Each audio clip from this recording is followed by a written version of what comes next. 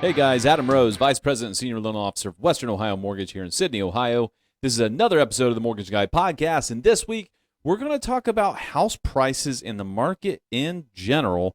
And I want to start off because there was an article that came across my desk and I was reading about, and it says a $1 million starter home is the norm.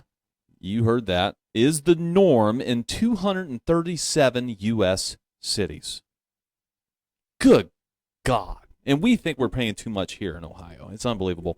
So, so in more than 200 cities, you'll find a price tag of at least $1 million or more on the typical starter home. So they're defining starter home as the bottom one-third of cost in a specific region. All right. So the lowest prices, right, 33% and lower, right, of the housing market is still $1 million. Good Lord. So, we talk about house prices and people have talked about, is the market going to shift? And we always respond with, based off of supply and demand issues, we don't really see the values dropping anytime soon, which is one of the concerns some buyers in the market have. Hey, if I buy this house, am I going to lose, $100,000 of value in 2 years?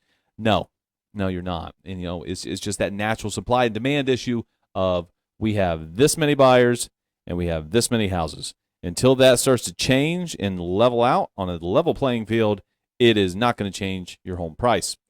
Actually, that brings me to the median home price in the U.S. So, new data came out from June to July. The median home price in the U.S. went up month over month, okay, by 4.1%. to a $426,900.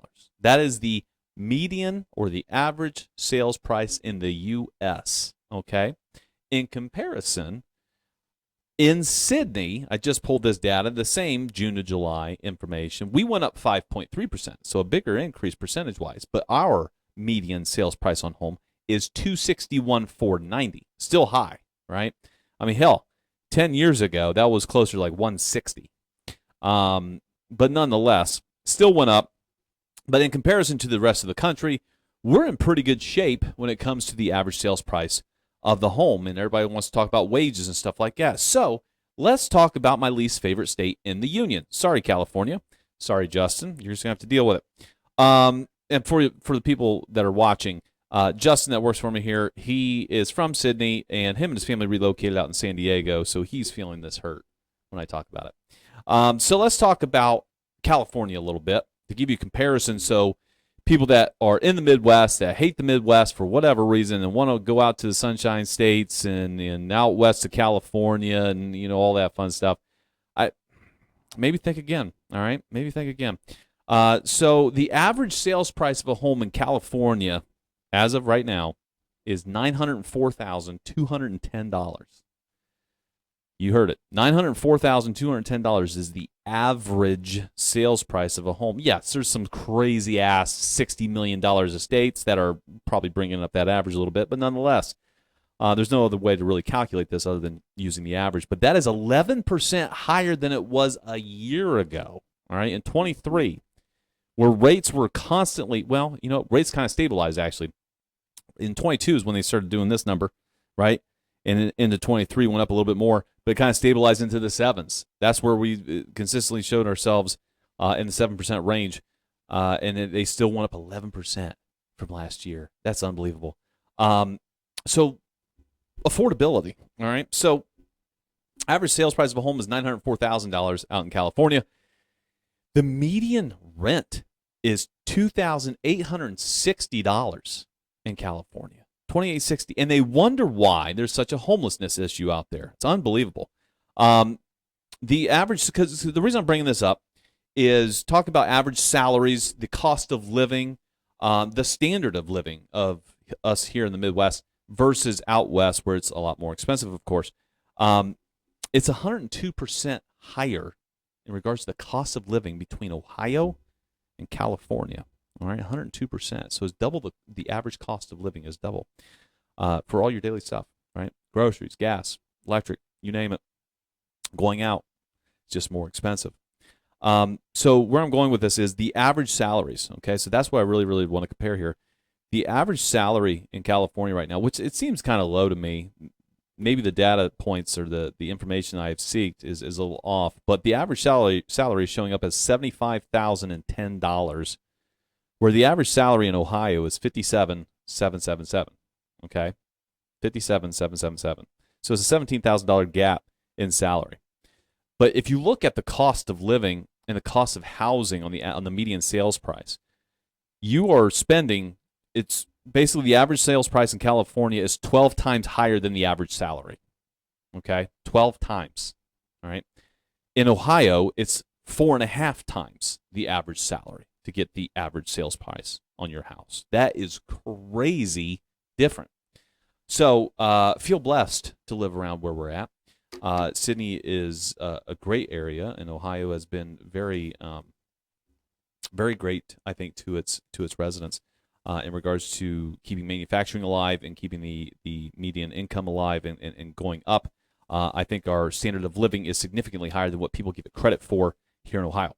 Hope that data was informative and helpful, and maybe make you feel a little bit better about living here in Ohio. Moving on, so Fannie, another projection here. So we talked earlier in the year how Fannie Mae likes to project where rates are going to go, what's going to happen, and all that fun stuff. Well, they went from 4 or 5 rate cuts is what they were expecting this year to none, to 1, to 6, to who knows, right? They have no idea what's going on. Their newest projection went from 1, which is going to happen in September, to actually 2. Again, don't put too much weight on this, okay? Because the market is constantly changing, and they've constantly changed their predictions. But they think that inflation is going to end the year out at 2.9%, which will be a nice decrease. So that could help us with our rate piece, okay? So with that rate decrease, we might see an influx in buyers jumping into the market. So if we get our 1/4 point rate cut in September, which is what's anticipated right now, we can see rates fall accordingly, right? About a 1/4 point, maybe a touch bit more. Pricing is going to improve a little bit. If we get another one by the end of the year, I feel like it's going to help the winter market quite significantly, right? Everybody loves the spring buying market. It's fantastic. No one wants to move in the wintertime. But I feel like if we get another rate cut by the end of the year, that could spur a lot of activity. Now, remember, everybody talks about, is it a good time to buy? Because rates are still high, right? Even with these rate cuts, it could change the game when you're making an offer, all right? Remember when we talk about supply and demand, we got our demand's up here and our supply's down here. If we get a rate cut and we push more buyers into the market and we don't have enough additional listings to cover that influx in buyers, we are going to continually see this price jump a little bit more, okay? So guys, if you're out there shopping, you're on the fence, now is still a good time to purchase. Buy it, lock it up, refinance this puppy later, okay? Because this same house that you see today, if it gets listed 6 months from now and we see a 1/2 point rate cut, for example, and it shoves more buyers in the market, that means more buyers are going after the same house, which could push that price even higher, okay? So if that is one of the deciding factors on whether you should jump into this market or not, try to remove that from your decision-making or one of the factors in your decision-making. And if you find the home that's right for you, you should jump on it. Okay, so we can always refinance it later to save you some money.